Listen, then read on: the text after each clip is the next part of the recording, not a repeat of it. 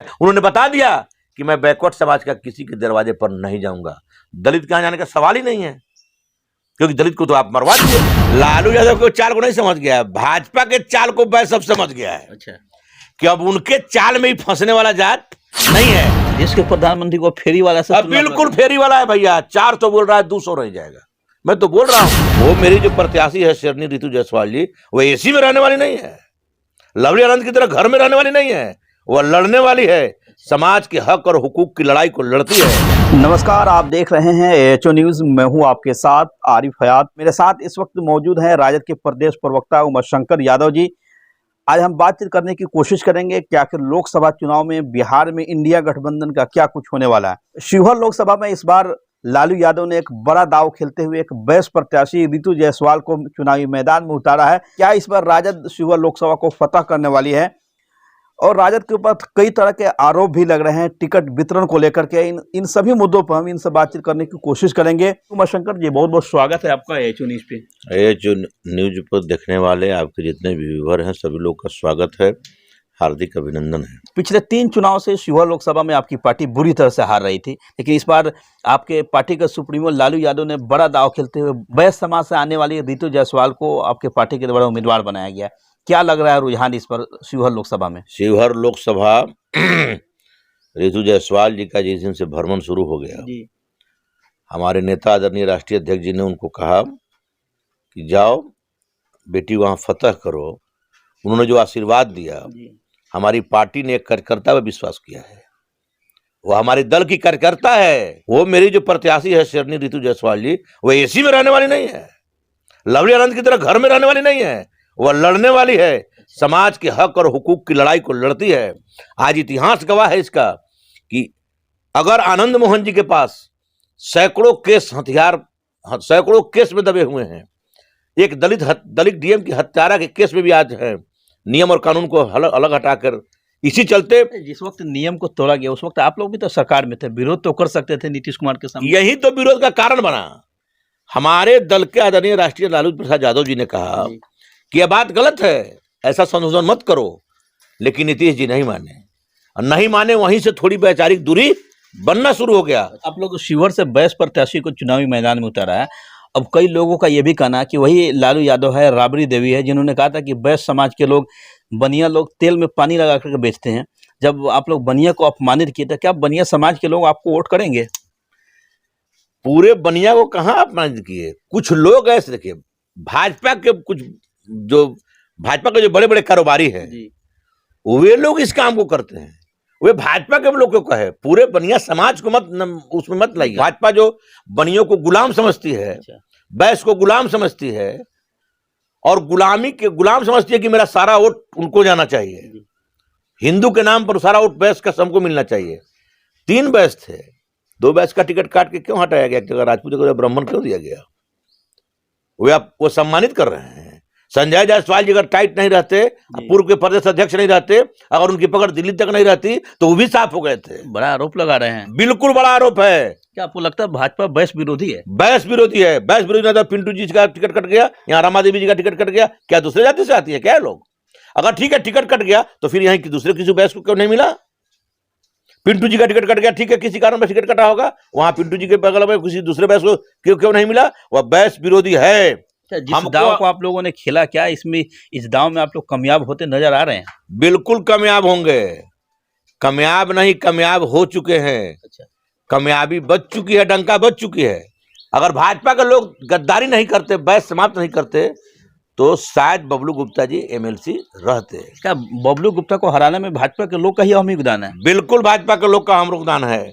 बैस की बात करते हैं भाजपा के लोग, तो बतावें, आज मैं खुल के बोल रहा हूं। लोग जो लगातार कह रहे हैं कि बैस समाज के लोग इस बार लालू यादव को चाल को समझ चुके हैं, इस बार भी यहाँ वोट नहीं करेगी, इस बातों में कितने सच्चाई है? लालू यादव के चाल को नहीं समझ गया है, भाजपा के चाल को बैस सब समझ गया है। अच्छा, कि अब उनके चाल में ही फंसने वाला जात नहीं है। शिवहर लोकसभा से वैसे भी पैर पसार चुके हैं, झटका नजर आ रहा है आप लोगों को? कहीं मुस्लिम समाज इतना समझदार है और इतना कॉन्शियस है कि वह सब जानता है कि हमारे हित और हुकूक की बात कौन करेगा। वैसे के लोग कह रहा है कि आप 17% होने के बावजूद भी सिर्फ मात्र 2 टिकट दिए हैं, तो आप उनके साथ बहुत नाइंसाफी की है चुनाव में। इसके पहले आदरणीय लालू प्रसाद यादव जी 5 सीट दिए थे जी ठीक है। 5 सीट में 2 सीट पर आदरणीय हमारे नेता राष्ट्रीय प्रधान महासचिव आदरणीय अब्दुल सिद्दीकी साहब से पूछा गया कि आप चुनाव लड़ेंगे। उन्होंने कहा कि नहीं, देश हित में हमारी कुर्बानी जरूरत है। अच्छा। सैयद फैसल अली साहब से पूछा गया, कहा कि नहीं, देश हित में कुर्बानी जरूरत है। मोदी सर का कैंसर हो चुका है, उसको हटाना जरूरी है, इसलिए वहां से किसी को हिंदू प्रत्याशी को दिया जाए। हम लोग अपना विड्रॉ करते हैं। तब लालू जी ने कहा जब विड्रॉ करते हैं तो मान लीजिए उच्च सदन में नहीं जा पाएंगे तो बिहार के विधान परिषद में दोनों आदमी को भेजा गया। क्या वो दोनों मुस्लिम, आज तक कोई बता दीजिए दो मुस्लिम को भेजा हो लोग? तो आखिर बार बार क्यों ये कहा जा रहा है वैसे के जो लोग लगातार कह रहे हैं कि आप लोग हिस्सेदारी की बात करते थे लेकिन हिस्सेदारी नहीं मिला, इसलिए अब एमवाई से एम अब बाहर हो रहा है। नहीं, कैसे बाहर हो जाएगा, सवाल ही नहीं उठता है। एम बाहर होने का सवाल ही नहीं है। अच्छा।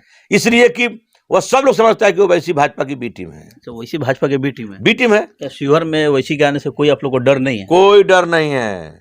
एक तरफा ऋतु जायसवाल चुनाव जीतेगी, एक तरफा। यहाँ के जो एनडीए प्रत्याशी पति आनंद मोहन जी, उनका एक वीडियो काफी वायरल हो रहा है। उसमें वो कह रहा है कि शेर का कोई इलाका नहीं होता, कुत्तों का इलाका होता है। जब हमने इस बात पर सवाल पूछा तो वो सीधा भागने लगे। तो जो आदमी यह बात कहता हो कुर्मी के यहाँ नहीं जाएंगे, कोयरी के यहाँ नहीं जाएंगे, उस आदमी के अहंकार को आप समझ रहे हैं? नहीं, उनका कहना कि जो प्रत्याशी बना करके भेजे, अब कुर्मी के इसलिए नहीं जाएंगे कि नीतीश कुमार को देखें, नीतीश कुमार ने क्या काम किया है। बैस के यहाँ इसलिए नहीं जाएंगे कि मोदी जी को देखें, मोदी जी ने जो काम किया उसके नाम पे देखें। मोदी जी चाहे नीतीश जी आपको टिकट न दिए हैं जी, जनता को जनता का सेवक न चाहिए। कल चुनाव कर बैस समाज उनको दे देता है, कुर्मी समाज दे देता है, कुशवाहा समाज दे देता है, उनके यहाँ जाएंगे तो यही बात कहेंगे कि आपने नीतीश को वोट दिया, हमको थोड़े वोट दिया है। ये बोले हुए हैं, ये नीतीश को वोट दिया आपने। बैस समाज का लोग काम कर जाएगा, आप तो नरेंद्र मोदी को वोट दिए हैं, हम आपका काम करेंगे, हम आपका बात सुनेंगे। उन्होंने बता दिया कि मैं बैकवर्ड समाज का किसी के दरवाजे पर नहीं जाऊंगा।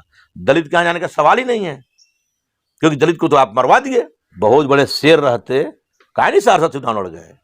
शेर कोई कहाँ आना पड़ा? ये बॉर्डर में, नेपाल के बॉर्डर पर क्यों आना पड़ा भैया? जंगल में, पूरा बिहार में जंगल में एक एक आप शेरे हैं। लड़ जाते सहरसा से, हिम्मत है। लड़ जाते पूर्णिया से के खिलाफ, लड़ जाते बीएमआरती के खिलाफ, लड़ जाते आप मधुपुरा से, लड़ जाते कहीं से, बिहार में कहीं से। शिवहरे क्यों? यहाँ का लोग कुत्ता है, अब नहीं है, अब समझ चुका है। कि आप लोग एक जाति वाला कार्ड खेलना है, बिहार में जातिवाद फैला रहे हैं। कौन जाति वाला कार्ड खेल रहा है? आप लोग। अरे हम जाति वाला कार्ड कहाँ खेल रहे हैं भैया? हम तो हमारा तो A to Z की पार्टी है। आप बताइए कुशवाहा समाज के लोगों को भाजपा के लोगों ने क्या को टिकट दिया? सम्राट चौधरी को प्रदेश अध्यक्ष, उप मुख्यमंत्री बना दिए भाजपा वाले। वाह, उसके बाद मेंबर ऑफ पार्लियामेंट में कुशवाहा समाज की बात करने वाला कोई नहीं रहना चाहिए। उपेंद्र कुशवाहा नहीं है। उपेंद्र कुशवाहा वो अपने दल के न है, अपने दल के। भाजपा में कय को है? भाजपा तो नहीं मिला है। उपेंद्र कुशवाहा को क्या परसेंट वहां का, जहां लड़ते हैं वहां लोग वोट देता है, जहां नहीं लड़ते वहां वोट नहीं देता है लोग। लेकिन उपेंद्र कुशवाहा को छोड़ दीजिए, वो अपने दल से लड़े हैं। भाजपा के लोगों ने क्या को दिया है, ये हमको बताइए ना। भाजपा जो बराबर कुशवाहा लोग कुछ समीकरण का वोट लेने का प्रयास कर रही है। भाजपा के लोग भी कह रहे हैं कि भाई आप लोग मुस्लिम समाज को तो सिर्फ 2 टिकट दिए, इस पे भी कुछ आप लोग नहीं बोल रहे हैं। मुस्लिम समाज 2 टिकट दिए, 2 तो MLC बना है। भाजपा के लोग भी सवाल, भाजपा का सवाल खड़ा कर रहे थे। भाजपा का साफ सवाल है, हमारे नेता ने सबसे राय लेकर और तब जाकर उन लोगों के राय पे, मुस्लिम समाज के राय पर हिना साहब को टिकट तो गया। हिना साहब जी ने कहा कि नहीं, मैं अब किस दल से नहीं लड़ूंगी, मैं निर्दलीय लड़ूंगी। भाजपा नेताओं का ये मुस्लिम प्रेम क्या दर्शा रहा है? उनका प्रेम दर्शा रहा है किसी तरह की सत्ता है। अब की 200 पार नहीं होगा, लिख लीजिए। 200 पार नहीं होगा, 400 पार की बात कही जा रही है। देखिए, वो 400, एक फेरी वाला होता है ना, गांव में फेरी वाला देखते हैं। फेरी वाला जब आएगा तो अपना सारा कपड़ा लेकर आएगा, कहेगा 400 का है, 900 का है, 1000 का है, 1500 बिकेंगे, और उसको 200 दीजिएगा ना तो लेके चला जाएगा, वो कपड़ा देकर चला जाएगा। देश के प्रधानमंत्री को फेरी वाला से बिल्कुल फेरी वाला है भैया। 400 बोल रहा है, 200 रह जाएगा। मैं तो बोल रहा हूँ देश के प्रधानमंत्री को फेरी वाला से बिल्कुल फेरी वाला है भैया। 400 बोल रहा है, 200 रह जाएगा। मैं तो बोल रहा हूँ RSS का अपना सर्वे है कि 170-75 से ज्यादा सीट भाजपा को नहीं आ रही है। इस RSS के खिलाफ आप लोग लड़ाई लड़ते हैं, उनके बाद पे आप लोगों को भरोसा है कि 270 नहीं आएगा? RSS खुद भाजपा को लट किया है। अच्छा, कि जो करना है करो, 170 सीट से ज्यादा तुमको नहीं आ रहा है। जो खेला करना है करो, EVM में खेला हो, पैसे का खेला हो, भ्रष्टाचार, जितना भ्रष्टाचारी पर उतरना है तुम उतर जाओ। क्या कि तुम्हारे पास अभी वॉशिंग मशीन है, ईडी सीडी आईटी। 400 पार के बाद क्यों कहा जा रहा है? एक दिमाग में कंसेप्ट धराया जा रहा है गरीबों को, हम 400 पार हो जाएंगे, लेकिन 200 पार वो नहीं होंगे। चलिए, अपना कीमती समय देने के लिए बहुत बहुत धन्यवाद आपका। बहुत बहुत धन्यवाद आपको भी।